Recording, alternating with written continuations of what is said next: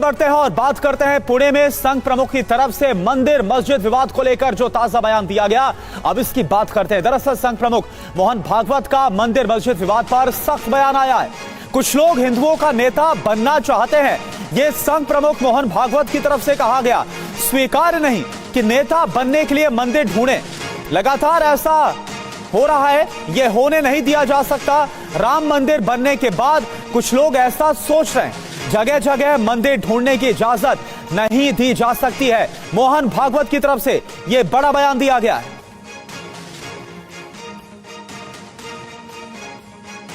श्रद्धेचा आदर त्यामुळे राम मंदिर झालं पाहिजे, ते होत आहे। हिंदूंची श्रद्धा असताना हिंदूंना वाटतं, परंतु असं केलं म्हणजे हिंदूमध्ये नेता होता येतं म्हणून, किंवा अतिरेकी भूतकाळाच्या ओझ्याच्या परिणामामुळे अतिरेकी तिरस्कार, द्वेष, शत्रुता, संशय याच्या पोटी रोज एक नवीन प्रकरण काढणे हे कसं चालेल? हे नाही चालणार। स्वतंत्र भारतामध्ये आम्हाला भारतात राहायचं आहे असं म्हणणारे सगळे लोक होते। मग भारतात राहायचं आहे आणि भारतीय होऊन राहायचं, आपण सगळे एक आहोत। और आइए अब आपको डिटेल्स में बताते हैं कि मोहन भागवत ने आखिर क्या कहा है। दरअसल अयोध्या राम मंदिर विवाद के बाद मंदिर मस्जिद के मुद्दे लगातार उठाए जा रहे हैं, ऐसा हम देख रहे हैं। ऐसा करने से उन्हें लगता है कि वो हिंदुओं के नेता बन जाएंगे। ये जो सख्त बयान है वो मोहन भागवत की तरफ से आया सामने। दुनिया को अब दिखाने की जरूरत है कि हम सद्भावना से रह सकते हैं। रामकृष्ण मिशन में क्रिसमस मनाया जाता है, ऐसा संभव है क्योंकि हम हिंदू हैं। हम लंबे समय से शांति सद्भाव से रह रहे हैं। अगर हम दुनिया को ये सद्भावना देना चाहते हैं तो हमें इसका एक मॉडल बनाने की जरूरत है।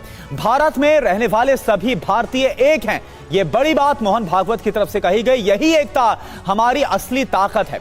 आजाद भारत में सभी भारतीय एक हैं, भारत में रहने वाले सभी भारतीय एक हैं। अंग्रेजों ने दो समुदायों के बीच विवाद को पैदा किया, तभी से अलगाववाद की जो भावना है वो शुरू हुई है। आमोद राय इस वक्त हमारे संवाददाता जुड़े हुए हैं। आमोद, ये बड़ी बात कही गई है मोहन भागवत की तरफ से, क्योंकि हम देख रहे हैं कि राम मंदिर बना, बाकायदा इसका जिक्र किया गया, लेकिन इसके बाद कैसे काशी है, मथुरा, यहां का जो मामला है वो अदालत में है। हमने संभल का भी पूरा मामला देखा है, कैसे वहां पर विवाद बढ़ता हुआ नजर आ रहा है। इन तमाम माहौल के बीच ये जो बयान है वो आखिर जो दिया गया है मोहन भागवत की तरफ से, कैसे इसको देखा जाए? देखिए करुणा, मोहन भागवत ने बहुत स्पष्ट और साफ साफ शब्दों में उन नेताओं को संदेश दिया है जो लगातार ये कोशिश कर रहे हैं कि नए नए मुद्दों को उभार कर और स्वयं को हाईलाइट करें, स्वयं को लोगों के नजरों में लाएं। और ये बात सत्य है कि जब राम मंदिर का केस चल रहा था, आखिरी क्षण में था और सुप्रीम कोर्ट में हियरिंग चल रही थी, तब से आरएसएस और उसके जो अनुषंगिक संगठन है, खास करके बीएचपी, उनके नेता ये कहते नजर आए थे कि ये चूंकि बहुत सालों से लंबित विवादित मामला है, इसलिए इसका निराकरण कोर्ट से होना आवश्यक है। लेकिन आगे इसी तरह के अन्य जगहों पे विवाद बढ़े, ऐसा हम नहीं चाहते हैं। और ये मोहन भागवत ने कोई पहली बार नहीं बोला है, इससे पहले भी बिल्कुल उन्होंने कई बार बोला है कि अब अन्य जगहों पर अन्य नेताओं को आगे आकर इस तरह के नए नए विवाद खड़े करने की आवश्यकता नहीं है। तो ये उन अनुषंगिक संगठन के लोगों के लिए नसीहत है जो लगातार कोशिश कर रहे हैं कि नए नए मसले लाकर और नए मुद्दों को आधार बनाकर वो अपने आप को चमकाए, अपनी राजनीति चमकाएं। तो उसका विरोध इस तरह से इसमें आप देख सकते हैं मोहन भागवत के पूरी बयान में।